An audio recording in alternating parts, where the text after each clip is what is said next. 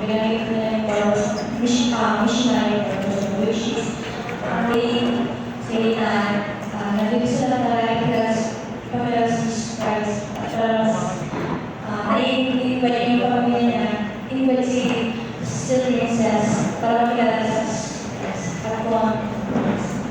Maraming salamat sa Selfie. Nakakita ko kayo sabi ni Elder. Isa sa mga purpose ko na yung missionary is tulungan yung mga tao, ilahan yung mga tao about Jesus Christ. Hindi lang po ikaw, hindi lang po ikaw. So very specific, no?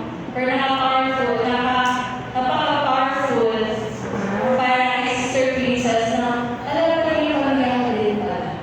So maraming salamat po, brothers, sa pagtulong mo sa akin. Okay. Find a partner to your palingan. And 10 seconds. Dalawa kayo, tapos yung katabi nyo, mag-companion din sila, at gawin nyo yung ano yung ginawa na brothers dito.